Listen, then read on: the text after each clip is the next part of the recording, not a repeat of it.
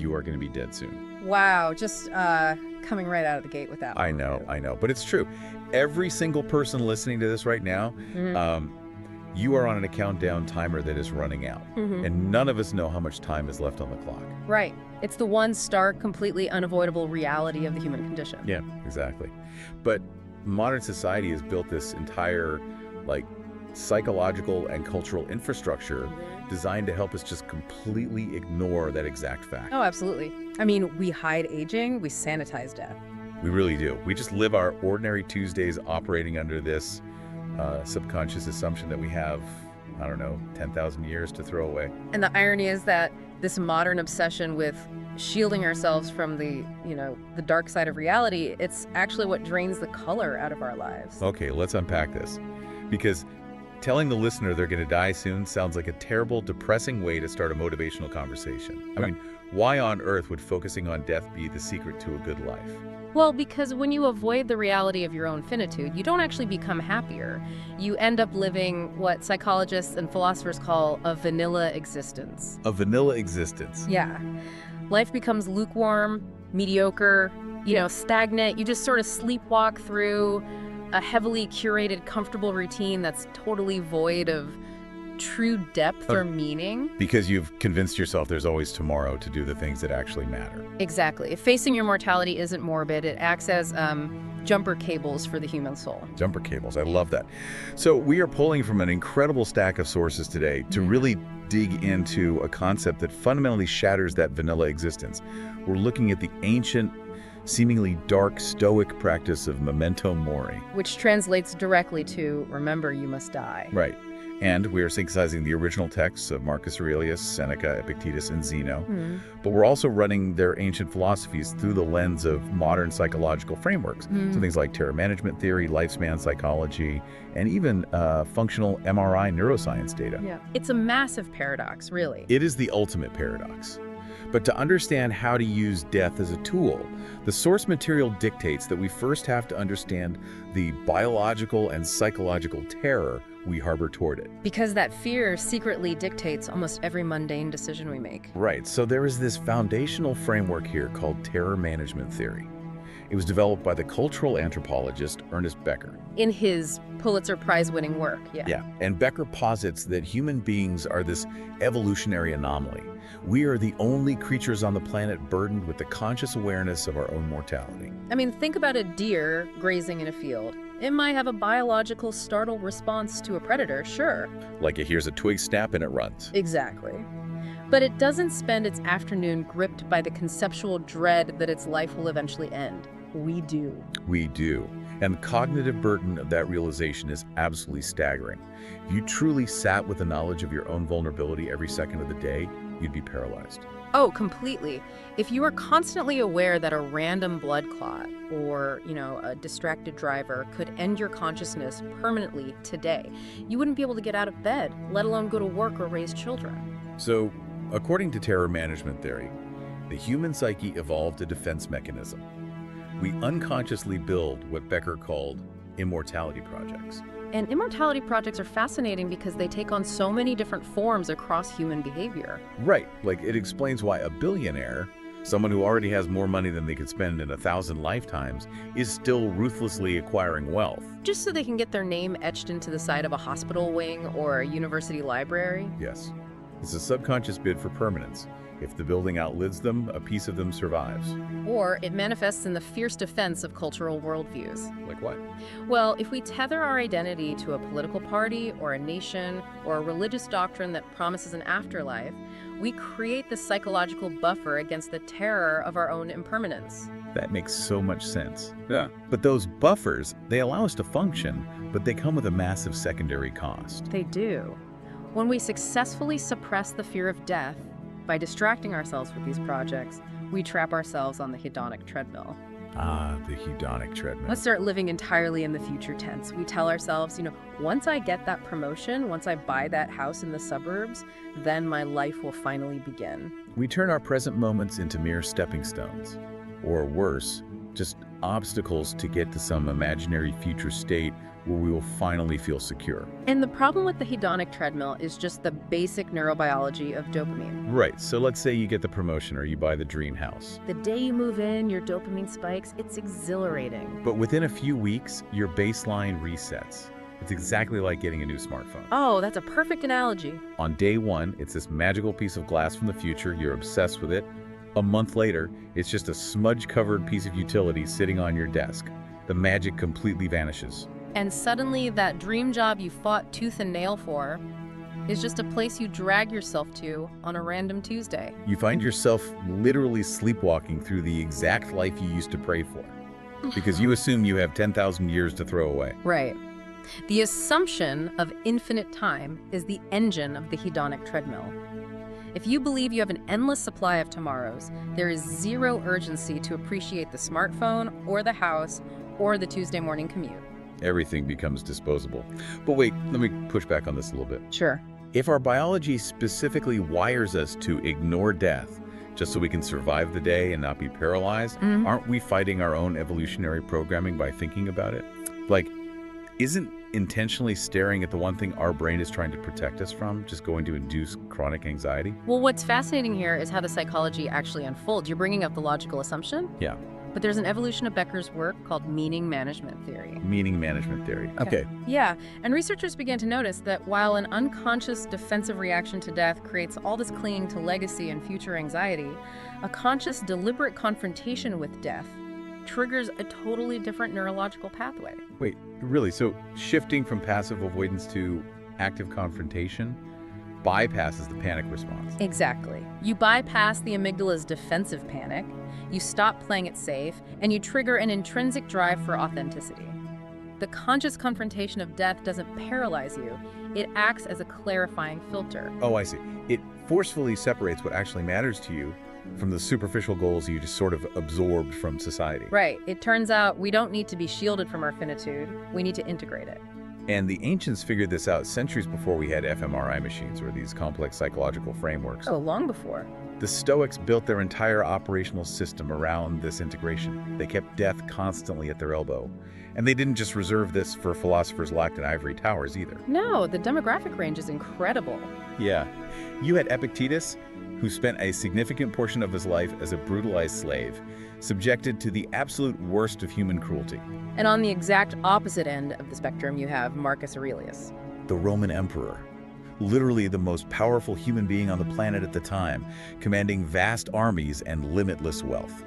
And both of these men, separated by this massive social chasm, relied on Memento Mori. They viewed death not as an enemy hiding in the shadows, but as an inspiring stalker. An inspiring stalker. That phrase perfectly captures the dynamic, because if you have a stalker, you are hyper-aware of your surroundings. You definitely don't take your safety for granted. Right, and when death is your inspiring stalker, you don't take your time for granted. The Stoics understood this through a lens that we would now recognize as fundamental economics, actually. The economics of temporal scarcity. Exactly. The economic rule of scarcity is undeniable. When any resource is infinite, its marginal value is zero. I mean, dirt is cheap because it's everywhere. But gold is fiercely protected because it's rare. Yeah. And time is the ultimate scarce asset. When you actively frame your life with an undeniable expiry date, every single moment undergoes a massive spike in valuation. It transitions from a disposable commodity to a precious, non-renewable resource. And Seneca articulated this misunderstanding of time better than anyone in antiquity. He really did. In his letters, he observed how fiercely people protect their physical property, their money, their land. Like if a neighbor encroached on their estate by a single foot, they would literally take up arms. Right. Yet they allowed people to just waste their days, their most precious resource, with trivial arguments and meaningless obligations. Seneca wrote, "What man can you show me who places any value on his time, who understands that he is dying daily?" And that concept of dying daily completely flips the standard timeline we all walk around with. Because we visualize death as this static event waiting for us at the very end of a long road. But Seneca argued that this is a mathematical illusion. He pointed out that the major portion of death has already passed. Wait, how so? Well, whatever years are behind you, your childhood, your 20s, the hours you spent yesterday, they already belong to death. Oh, wow. They are gone forever, locked away in the past, where you can never touch them again. You are currently dying. It's a monumental shift in perspective from I will die to I am dying. And modern lifespan psychology absolutely validates Seneca's intuition here. Yeah, look at socio-emotional selectivity theory. It was pioneered by researchers at Stanford, and they study how human motivation changes as we age. And what did they find?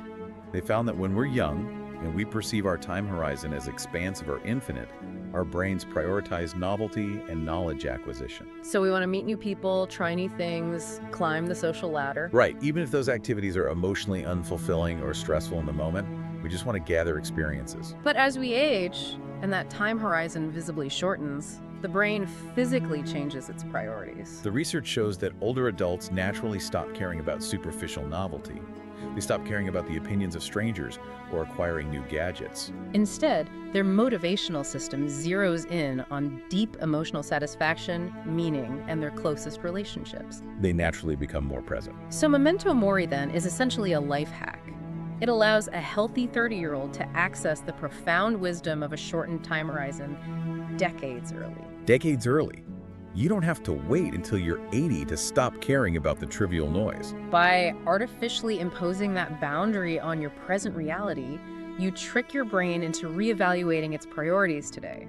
Here's where it gets really interesting. Think about the paradox of modern consumer culture through this lens.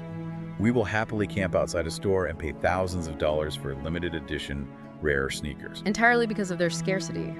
We understand the value of a limited run of shoes. Yes, but we treat our own Tuesdays, a day we will only get a finite number of times in our entire lives, as if they are an infinite supply. We squander our most precious, non-renewable resource while hoarding leather and rubber. It is a profound irony. But acknowledging the ticking clock is the only reliable mechanism to cure the illusion that you have something to lose. Because when you realize the clock is running out, the fear of embarrassment, the fear of trying a new career, the anxiety over whether your neighbor approves of your lawn, it all just evaporates. Absolute finitude burns away the secondary noise. Okay, so grasping this conceptually makes perfect sense. I can sit here, listen to the economic theory of scarcity, and agree that my time is valuable. Sure, intellectually. But there is a massive chasm between intellectual agreement and physical embodiment. How do we build a psychological muscle to actually feel that reality when the pressure is on? Right, when you're stuck in gridlock traffic, late for a meeting, and someone cuts you off, you aren't thinking about temporal scarcity. You're just angry. Yeah. So to bridge that gap, the ancient texts tell us we have to step into the Stoic mental gym. And the gym analogy is vital because it redefines how we view mental resilience. In modern culture, we tend to view resilience and calmness as innate personality traits. Like, we look at someone who is unflappable under pressure, and we just assume they were born with a different nervous system. Exactly. But the Stoics viewed emotional resilience as a physical capacity that must be actively, repeatedly conditioned under heavy resistance. Exactly like building a bicep. You do not get stronger by reading about weights. You get stronger by listing them. And their primary heavy resistance exercise was a practice known as premeditatio malorum, which translates to the premeditation of evils or negative visualization. It's essentially conducting a pre-mortem on your own life. So let's walk through what this actually looks like in practice. Because conceptually, saying prepare for the worst is easy. But the Stoics had a very specific visceral protocol for this, didn't they? They did.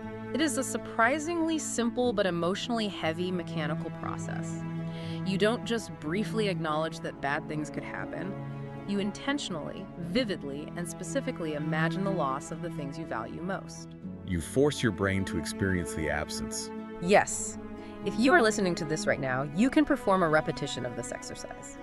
Pick something in your life that you rely on completely but haven't actively appreciated in months. It could be your car, your career, your partner. Or even your own physical body, like the ability to hear the sound of the words we are speaking right now. Now close your eyes and vividly imagine that it is permanently gone. The car is totaled. The company went bankrupt today.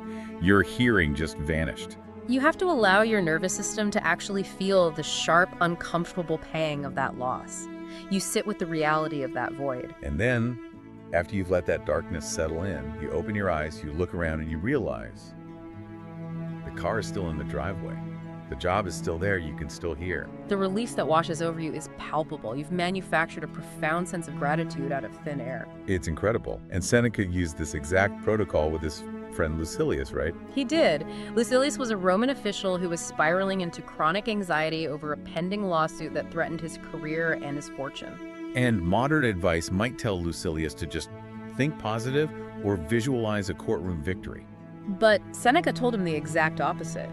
He instructed Lucilius to project his thoughts ahead to every possible negative eventuality. What if he lost? He might be exiled. He might lose his property. He might be disgraced. So by actively rehearsing the absolute worst-case scenario, you perform a psychological inoculation. Yes, it functions neurologically like a medical vaccine. You inject a deadened, manageable strain of the disaster into your mind.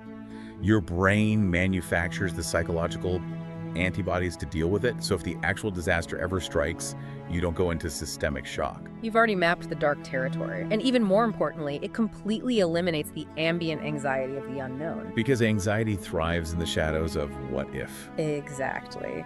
By dragging the worst-case scenario into the harsh light of conscious thought and realizing, even if this happens, I will survive it, you strip the anxiety of its power. I can see the logic, but imagine a lot of modern listeners are feeling a deep friction here. Why is that? Well, the prevailing cultural narrative today, driven by a lot of self-help literature, vision boards, and the concept of manifesting, tells us that our thoughts create our reality.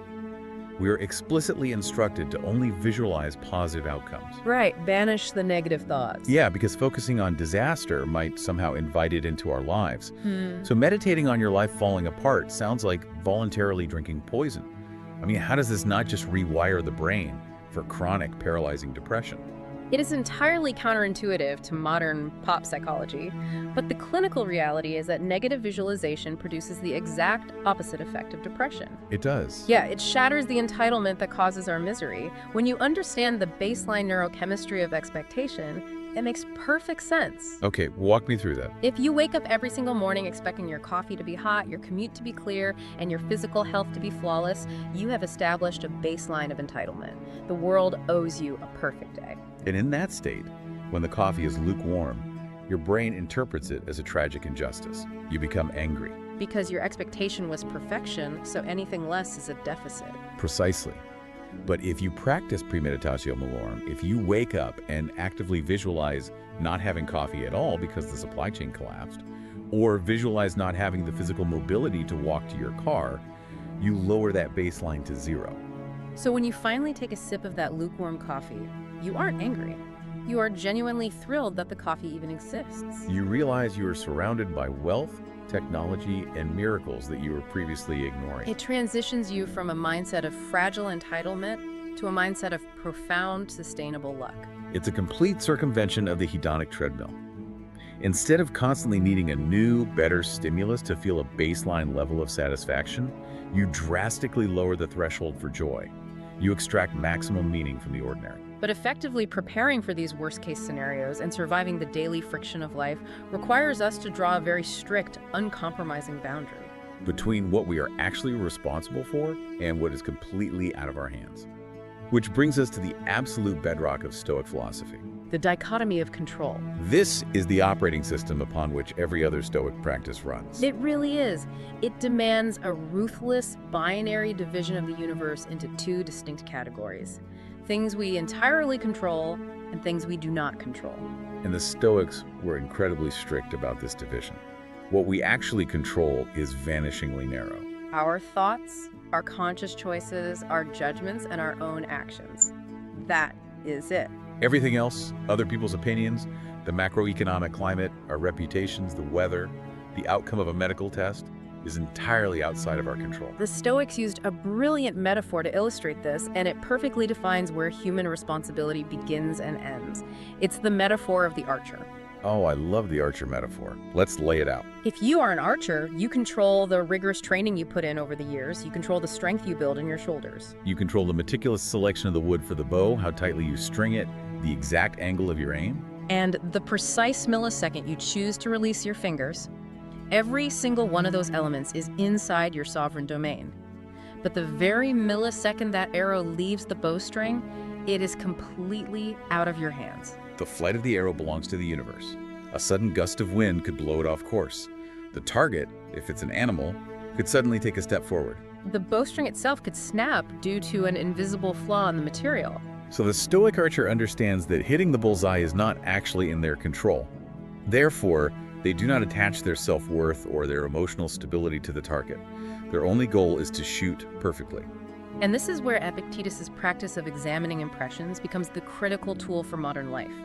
Because life is constantly firing raw data at us. We aren't shooting arrows, we are navigating a barrage of stimuli. A car suddenly swerves into your lane on the highway. Or an angry all-caps email arrives from a client at 11 p.m. When that raw data hits our sensory organs, it triggers an instant physiological response.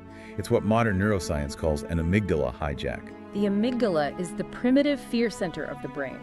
When it perceives a threat, even if it's just a social threat like that angry email, it instantly overrides the logical, rational prefrontal cortex. It floods your bloodstream with cortisol and adrenaline. Your heart rate spikes, your blood pressure rises, and you are instantly furious or panicked before you have even had the chance to form a single conscious thought. And Epictetus mapped this biological reality centuries before we had the technology to scan the brain. His solution to this biological hijack was to perform a cognitive override. He argued that we must pause and literally speak directly to the feeling, treating the emotion as an external, objective occurrence rather than an absolute truth. He advised his students to say to the impression, "You are an appearance and in no manner what you appear to be." You are an appearance and in no manner what you appear to be. By verbalizing that, you insert a critical wedge of time between the external stimulus and your internal response. In neurobiological terms, it buys your brain the precious milliseconds it needs to hit the brakes on the amygdala and force the logical prefrontal cortex back online. Once the rational brain is engaged, you deploy the dichotomy of control. You analyze the angry email and ask, is the client's emotional state in my control? Is the fact that they sent this late at night in my control? If the answer is no, the Stoic mandate is incredibly clear. It is none of your concern. You let it go. Okay, the archer metaphor and the idea of letting go of external outcomes sounds beautiful when we're talking about ancient Greece. But let's apply this to the ruthless reality of a modern corporate environment. Sure, let's do it. Let's say my boss calls me into their office and demands a 20% increase in sales this quarter. My amygdala instantly maps that demand to my physical survival. Because if I miss that target, I don't get my bonus. If I miss it twice, I lose my job. I can't pay my mortgage, and I lose my house. The stakes are very real. My boss doesn't care about the wind in the archer metaphor. They don't care about supply chain disruptions or macroeconomic headwinds. They only care about the bullseye. So how does a modern employee internalize this dichotomy of control without becoming totally apathetic, shrugging their shoulders at the target, and just getting fired? This raises an important question, and the tension you're pointing out is probably the most common misunderstanding of Stoicism in the modern world. People confuse the Stoic concept of apatheia with the modern English word apathy. They sound similar, but they aren't the same. They are entirely different things. Apathy is a lack of caring, a lack of effort, a surrender. Apatheia, on the other hand, translates to freedom from irrational passion or disturbing emotions. So the Stoic employee doesn't stop caring about the job. Not at all. Instead, they perform a cognitive override to completely remap their internal definition of success. So how do they decouple their ambition from the boss's demand? They realize that hitting the 20% target involves dozens of variables completely outside their control. Competitor pricing, customer budgets, market crashes, so they change the metric. Their internal metric of success becomes something else. Exactly. It becomes executing the most flawless, rigorous, and intelligent sales strategy humanly possible. You decouple your psychological safety from the boss's reaction. Wow. You become emotionally invincible because your victory condition is based entirely on your execution, your effort, and your integrity. If you execute a brilliant strategy perfectly, but a global pandemic crashes the market and you miss the numbers, the Stoics sleep soundly. They fulfilled their duty. The outcome was the win. That reframing is incredibly empowering. You get to retain all of your ambition, all of your relentless drive to execute, but you strip away the paralyzing anxiety because the scoreboard is entirely internal. But this forces us to ask the hardest question in this philosophy. What happens when the arrow actually misses? What happens when the strategy fails, market crashes, you lose the job, or a true, undeniable tragedy strikes your life? The Stoics tell us we must not only accept the disaster, which is incredibly difficult on its own, but we must actively love it. We are moving past mere resilience now and into the territory of radical philosophical transformation. This is the concept of amor fati. It translates to love of fate. It is not passive resignation. It is an aggressive, affirmative embrace of reality. Amor fati demands that we see absolutely everything that happens to us, including severe suffering, profound unfairness, and heartbreaking loss, as not just tolerable, but as necessary, beautiful, and inextricably linked to our ultimate good. To understand the DNA of amor fati, you have to look at the origin story of Stoicism itself. This philosophy wasn't born in a comfortable academic setting. It was born out of complete and utter catastrophe. Zeno of Citium. Yes, Zeno. He was a highly successful, wealthy merchant. He was sailing the Mediterranean with a massive cargo of Tyrian purple dye. Which was one of the most valuable substances in the ancient world. Right. And his ship encountered a storm and wrecked. His entire fortune, his life's work, sank to the bottom of the ocean. He dragged himself onto the shore in Athens with absolutely nothing but the wet clothes on his back. Most people would have cursed the gods, fallen into despair, or spent the rest of their lives consumed by bitterness over the unfairness of the universe. But Zeno accepted the reality of the shipwreck. He wandered into a bookstore in Athens, started reading philosophy, and eventually founded the Stoic school on a public porch. He couldn't change the shipwreck. The ship was gone, so he used the shipwreck as the catalyst for his entire philosophical awakening. He famously said later in life, "I made a prosperous voyage when I suffered shipwreck." He literally weaponized his own tragedy. It reminds me deeply of how the 20th century existentialist Albert Camus viewed the ancient myth of Sisyphus. Sisyphus, the king condemned by the gods to an eternity of meaningless labor. Right, he had to roll a massive boulder up a steep mountain only to watch it roll all the way back down the moment he reached the summit, over and over again, forever. It is the ultimate symbol of futile, agonizing suffering. But Camus looked at that myth and concluded that to conquer the punishment, we must imagine Sisyphus happy. Imagine him happy. Camus acknowledges the absurd, agonizing struggle of the boulder, but argues that Sisyphus must positively affirm it. He must own the boulder. The struggle itself toward the heights is enough to fill a man's heart. He loves his fate, even when his fate is a heavy rock. And Friedrich Nietzsche took this affirmative attitude even further with one of the heaviest thought experiments in the history of philosophy. The concept of eternal recurrence. Yes. Nietzsche asked us to imagine a demon coming to us in our loneliest moment and telling us that we will have to live our exact life over and over again for all eternity. Every pain, every heartbreak, every humiliation, every mundane Tuesday, exactly as it happened in an infinite loop. Could you endure that? Could you want nothing to be different, not forward, not backward? Nietzsche believed that to truly love your fate means realizing that a single moment of genuine good, a single moment of profound joy, justifies the eternity of bad. You cannot surgically extract the tragedy without also unraveling the joy. You have to embrace the whole package. It requires a radical, uncompromising acceptance of reality as it is, not as we desperately wish it to be. And what's fascinating is that the Stoics didn't just ponder these heavy concepts intellectually. They believed you had to physically train your nervous system to endure the boulder. They brought this philosophical friction into the physical world through the practice of voluntary discomfort. They intentionally practiced hardship. The text described them engaging in mild, controlled suffering, taking freezing cold showers in the dead of winter, fasting from food for 24 or 48 hours, Sleeping on the hard floor instead of their comfortable beds, or deliberately underdressing for the cold weather. So what does this all mean for someone living in the modern world? Taking a cold shower when you have a perfectly good functioning water heater in your house feels incredibly contrived. It feels like performative hardship, almost like cosplay for wealthy people who have run out of real existential problems to worry about. If it's done just for social media clout, it absolutely is performative. But the true psychological and physiological mechanism behind voluntary discomfort acts exactly like a medical vaccine. Like the psychological inoculation we talked about earlier. Exactly. Think about the biology of vaccination. You intentionally introduce a deadened, manageable strain of a virus into your bloodstream. You do this so that your immune system can go to work, recognize the threat, and manufacture the necessary antibodies without you actually dying from the full-blown disease. So the cold shower, the 24-hour fast, is the deadened strain of the virus? Yes. We live in an era of unprecedented physical comfort. We are constantly seeking 72-degree climate-controlled environments, instant food delivery, and perfectly soft mattresses. by introducing a manageable strain of hardship, mild cold, mild hunger, mild physical discomfort. You force your nervous system to manufacture psychological antibodies. It induces hormetic stress.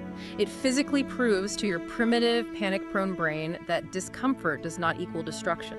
You can be hungry and you will not die. You can be shivering cold and you will not break. It cures our desperate, fragile dependency on perfect external conditions. It makes you anti-fragile. That makes profound sense. If your emotional stability is entirely dependent on having a perfect artisanal latte, perfect sunny weather, and a perfectly clear commute, you are an incredibly fragile human being. The slightest deviation from perfection will ruin your day. But if you have actively trained your nervous system to be okay when things are definitely not okay, you become untouchable. But I want to challenge this from another angle, because building all this internal armor, detaching from external outcomes, and aggressively loving your own fate might make Stoicism sound incredibly self-centered. Right, the lone wolf narrative. Yeah, it sounds like a highly optimized life hack for becoming a ruthless, emotionless, highly productive sociopath who doesn't care about anyone else's suffering because it's quote-unquote outside their control. But the original texts demand the exact opposite behavior, don't they? They absolutely do, and this is perhaps the most dangerous misconception about Stoicism propagated by modern internet culture. The Sigma male lone wolf interpretation of Stoicism is a complete bastardization of the philosophy. Stoicism is, at its very core, a communitarian philosophy. The founders believed deeply that human beings are social creatures designed by nature to work together. Marcus Aurelius explicitly compared humans to the upper and lower rows of teeth, designed to operate in unison. The cold showers, the mental discipline, the emotional regulation, these are never ends in themselves.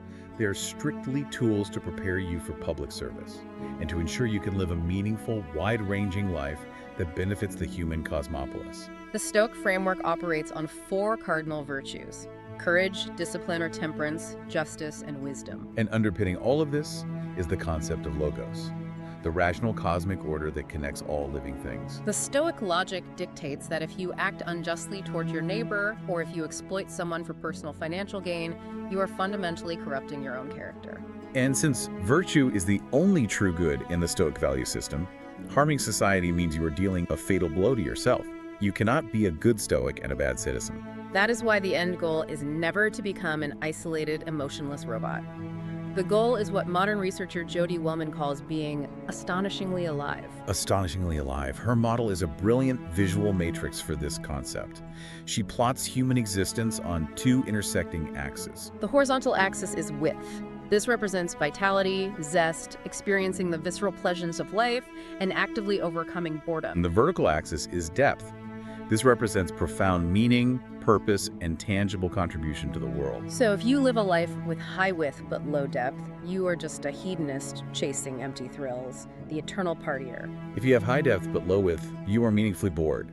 You might be doing important charity work, but you are dragging yourself through life without any joy or personal vitality. And Memento Mori, the constant pressing awareness of our impending death, is the animating condition that forcefully ejects us from those lesser zones.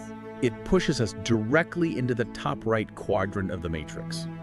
Astonishingly alive. High vitality combined with high meaning.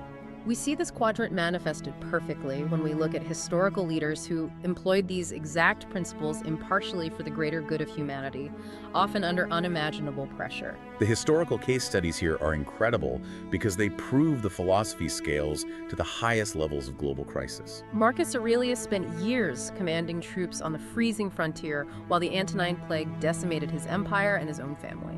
Yet, his private journals, meditations, are filled with reminders to maintain profound humility and to work tirelessly for the Roman people. Or look at John F. Kennedy during the Cuban Missile Crisis. He was surrounded by aggressive generals who were practically demanding a hasty airstrike on Cuba. A move that would have almost certainly triggered a global nuclear war.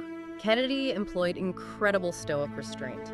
He created that crucial wedge of time between the terrifying stimulus and the response, ignored the panic in the room, and chose a measured naval quarantine, saving millions of lives. We see the exact same application of internal composure in figures like Nelson Mandela and Viktor Frankl. Both men endured years of extreme, unjust captivity. They were stripped of every single external freedom. But they used Stoic principles to retain control over their internal judgments. They emerged from captivity not consumed by a desire for bloody revenge, but with profound moral authority to lead their people toward reconciliation. Or consider General James Mattis, who carried a copy of Marcus Aurelius's Meditations with him in his rucksack during combat deployments in Iraq. He used the texts to maintain a clear, strategic mind under live fire, ensuring his decisions were rational, deeply just, and never driven by panic or anger. And just to be completely clear to our listener, we are looking at these historical figures with absolute political impartiality. We are highlighting them solely to illustrate the clinical application of composure, emotional regulation, and service under extreme existential pressure. But let me challenge this from the perspective of an everyday listener who isn't negotiating nuclear treaties or surviving a POW camp. The Stoic executive isn't the ruthless wolf of Wall Street crushing the competition.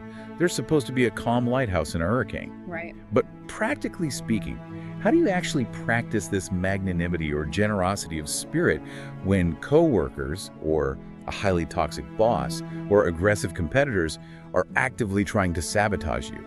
If I'm supposed to be tolerant and accept everything as the wind, am I just supposed to be a doormat?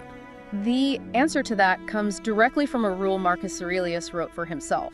Strict with yourself, tolerant with others. Strict with yourself, tolerant with others. Aurelius had a profound understanding of human nature. He expected people to be selfish, jealous, treacherous, and difficult.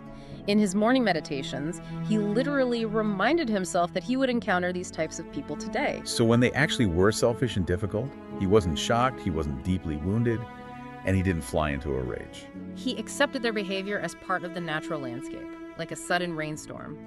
And as for revenge against those who actively sabotage you, Aurelius said the ultimate Stoic revenge against an evil act is grounded entirely in maintaining your own virtue.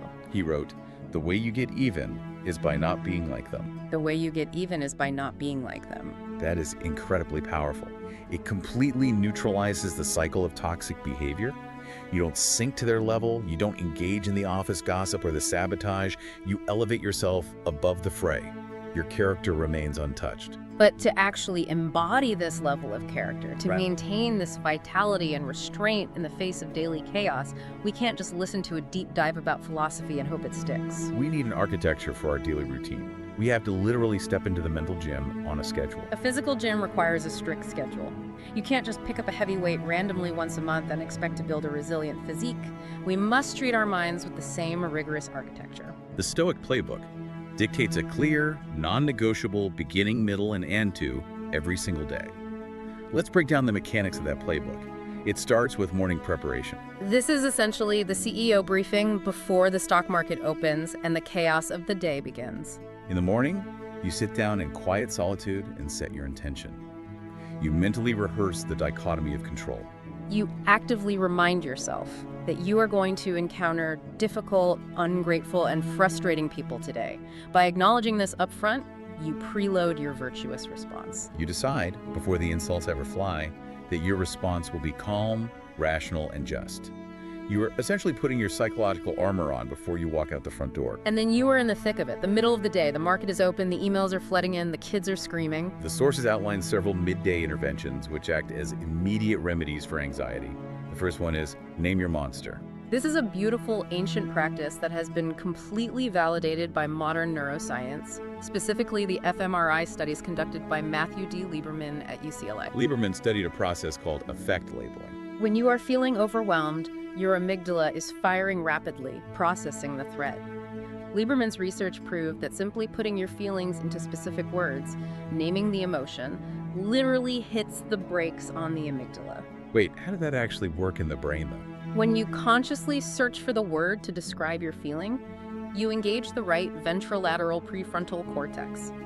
As this rational part of the brain lights up to process language, it sends inhibitory signals down to the amygdala. It literally shifts the blood flow and electrical activity away from the panic center. So when you pause and say, I am feeling severe anxiety right now because of this looming deadline, you aren't just venting, you are performing a neurological intervention. You strip the monster of its vague, overwhelming terror just by defining it. Another brilliant midday intervention from the Stoics is simply to do less. In a culture obsessed with multitasking and optimization, Marcus Aurelius advised doing only what is absolutely essential. He noted that this brings a double satisfaction.